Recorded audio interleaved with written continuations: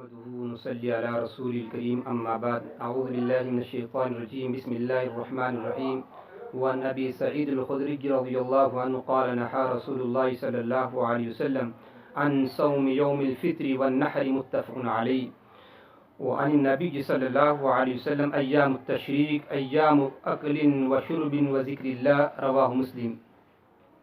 محترم ناظرین السلام علیکم ورحمۃ اللہ وبرکاتہ.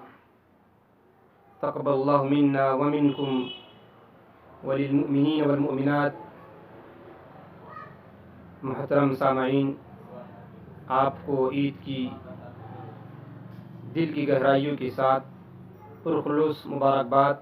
اللہ پاک ہم تمام کی عید کو قبول فرمائے. ساتھ ساتھ رمضان مبارک میں جو قرآن کریم کی تلاوت کی گئی، جو ماہ مبارک کے روزے رکھے گئے، جو صدقہ خیرات کیے گئے، اللہ پاک ان تمام اعمال کو اپنی بارگاہ میں قبول فرمائے. بزرگوں دوستو، نبی علیہ الصلوۃ والسلام نے حدیث کے اندر فرمایا، حضرت ابو سعید خدری رضی اللہ عنہ اس کے راوی ہے، آقا فرماتے ہیں کہ عید کے دن اور یوم النحر یعنی قربانی کے دن روزے رکھنا منع ہے. اسی طریقے سے دوسری روایت میں آقا علیہ الصلوۃ والسلام فرماتے ہیں کہ ایام تشریق کے ایام کھانے کے، پینے کے اور اللہ کو یاد کرنے کی. بزرگوں دوستو، یہ عید کا دن ہے جس میں اللہ پاک دعا کو قبول فرماتا ہے. اس لیے زیادہ سے زیادہ اللہ کی طرف رجوع کرنے کی ضرورت ہے. یہ عید کا دن خوشیوں کا دن ہے. یہ بار بار یہ ایام نہیں آتے. سال میں 2 دن اہل ایمان کے لیے اللہ پاک نے عید کی شکل میں ہمیں عنایت فرمائے ہیں. اسی طریقے سے جو رمضان مبارک کے روزے جو قضا ہوئے اور صدقہ فطر جنہوں نے ادا نہیں کیا، وہ اس بات کی کوشش کرے کہ رمضان مبارک کے جو روزے جان بوجھ کر نہیں رکھے گئے یا عذر کی وجہ سے یا غیر عذر کی وجہ سے، تو ان روزوں کو ہم قضا کرنے کی جلد از جلد فکر کرے. اس لیے کہ اب زندگی کا کوئی بھروسہ نہیں ہے. اس لیے ایسے فرائض کو ہم اپنے ذمے سے جلد از جلد اتارنے کی کوشش کریں. اسی طریقے سے صدقہ فطر جن لوگوں نے ادا نہیں کیا اور جو مالک نصاب تھے، جن کے اوپر صدقہ فطر واجب تھا، وہ ان احباب نے اگر ادا نہیں کیے تو وہ اس کو ادا کرنے کی جلد از جلد کوشش کریں. اس طریقے سے ایک بہت بڑا طبقہ اہل ایمان کا ماہ مبارک میں اپنی زکوٰۃ کو نکالتا ہے. تو جن لوگوں نے اپنی زکوٰۃ کو ابھی تک نہیں نکالے ہیں، وہ اس کو حساب کر کے پوری زکوٰۃ نکالنے کی کوشش کرے. یہ حالات کا تقاضا ہے، اس لیے کہ لاک ڈاؤن ابھی ختم نہیں ہوا. رمضان مبارک ختم ہوا ہے اور غربت لاک ڈاؤن کی وجہ سے دن بدن بڑھتی جا رہی ہے. بطور خاص مزدور طبقہ اور وہ طبقہ جو نیچے کی زندگی گزارتا ہے، ان کے اوپر بڑے حالات ہیں. کھانے پینے کے لیے بڑے محتاج ہیں. اس لیے ایسے احباب کی ہم ڈھونڈ کر تلاش کر کے ان تک اپنے صدقہ خیرات اور دیگر رقمات کو پہنچانے کی کوشش کرے.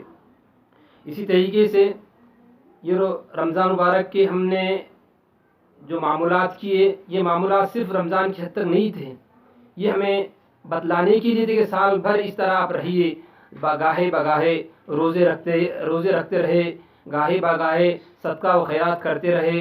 اسی طریقے سے نوافل کا اہتمام کرتے رہے. صدقہ اچھے اور دینی جتنے بھی کام ہیں اس کو ہم اپنی حیثیت کے مطابق کرتے رہے. اب جہد مسلسل مستقل باقی رکھے.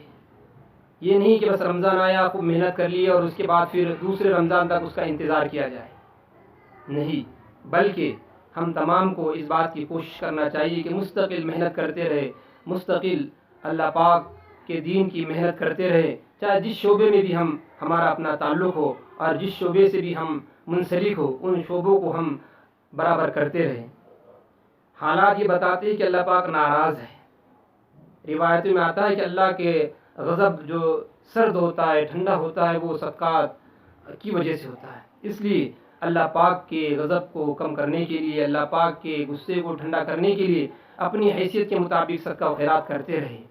ورنہ بزرگ دوستو، حالات اگر ایسے ہی رہے تو بڑا مشکل ہوگا جینا. آئے دن ہر دن بس مرنے کی خبریں ہم سن رہے ہیں. فلاں جگہ فلاں علاقے میں اتنی میت ہوئی، فلاں ملکوں میں اتنی میتیں ہوئی، فلاں دواخانے سے اتنی لاشیں نکلی. اس کے علاوہ دوسری کوئی چیز آج ہمیں سننے کو نہیں مل رہی. اس لیے ضرورت اس بات کی ہے کہ صدقہ و خیرات کرے، اللہ کے غضب کو ہم ٹھنڈا کرے۔ اسی طریقے سے نبی علیہ الصلوۃ والسلام فرماتے ہیں من لم یسأل اللہ یغضب علیہ، جو اللہ کے بارگاہ میں دعا نہیں کرتا، اللہ کے سامنے دست سوال نہیں کرتا، اللہ پاک اس پر غصہ ہوتے ہیں۔ اس لیے ہم اللہ پاک کے دربار میں زیادہ سے زیادہ آہوزاری کریں، اللہ کو راضی اور خوش کرنے کے لیے جتنے بھی چیزیں ہو سکتی ہیں ان تمام چیزوں کو ہم عملی جامہ پہنانے کی کوشش کریں۔ اسی طریقے سے توبہ و استغفار ہم زیادہ سے زیادہ کریں۔ مساجد کا بند ہو جانا ہمارے لیے بڑا لمحہ فکریہ ہے۔ اسی طریقے سے اب چند ایام کے بعد مدرسوں کی رونق دوبارہ شروع ہونے والی تھی، لیکن حالات یہ بتاتے ہیں کہ یہ رونقیں دوبارہ جلد شروع نہیں ہوگی۔ اس لیے اور زیادہ ہم دعاؤں کا اہتمام کریں تاکہ جو مدارس میں قال اللہ اور قال الرسول کی صدائیں گونجتی تھی اور رات دن جو محنتیں ہوتی تھی وہ محنتیں دوبارہ جاری و ساری ہو جائیں۔ اسی طریقے سے آخر میں قرآن کریم میں اللہ فرماتے ہیں من جاء بالحسنۃ فلہ عشر امثالها، جو شخص ایک نیکی لائے گا اللہ پاک اس کو 10 نیکیوں کا ثواب دے گا۔ اس لیے ہم نے ماہ مبارک کے 30 روزے رکھے ہیں اور ایک روزے کا ثواب 10 روزے کے برابر ہے، گویا ہم نے 300 دن کے روزے رکھے ہیں۔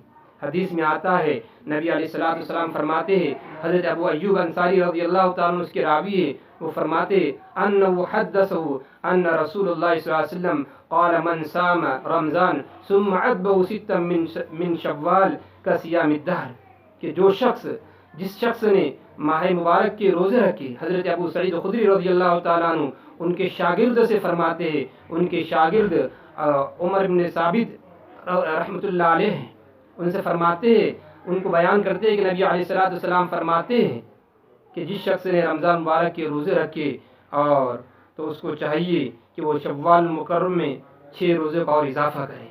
اس سے کیا ہوگا؟ اس کا ثواب ایسا ہوگا جیسا گویا کہ اس آدمی نے، اس ایمان والے نے جس نے ماہ مبارک کے 1 ماہ کے روزے رکھے، وہ ایسا ہوگا کصیام الدہر، جیسا اس نے پورے سال بھر روزے رکھے۔ اس لیے ہم کوشش بات کی کریں کہ اس ماہ مبارک میں عید کا دن گزر جانے کے بعد شوال مکرم میں جس وقت بھی اور جس دن بھی چاہے 6 روزے رکھے۔ فقہا لکھتے ہیں بہتر اور افضل طریقہ اس میں یہ ہے کہ وہ وقف کرتے کرتے روزے رکھے، یعنی 3-4 دن کے بعد 1 روزہ رکھے، یا جس کو جیسی سہولت ہو اس اعتبار سے وہ روزہ رکھنے کی کوشش کرے۔ امید ہے کہ ان روزوں پر انشاءاللہ ہم سب عامل ہوگے، عمل کریں گے، اور جو باتیں کہی گئی ہے اس کو ہم عملی جامہ پہنانے کی سعی اور کوشش کریں گے۔ اللہ پاک حالات کو سازگار فرمائے اور جلد از جلد دوبارہ حالات اپنے معمول کی زندگی پر آئے۔ اللہ پاک ایسے اسباب پیدا فرمائے، مدارس کھل جائے، اللہ پاک اس کے لیے حالات سازگار فرمائے، اور یہ جو بیماری جو پوری دنیا کو اپنے لپیٹ میں لی ہے، اللہ پاک اس بیماری کا خاتمہ فرمائے اور ہم سب کو اپنی مرضیات پر چلنے کی توفیق عطا فرمائے۔ آمین وآخر دعوانا ان الحمد للہ رب العالمین۔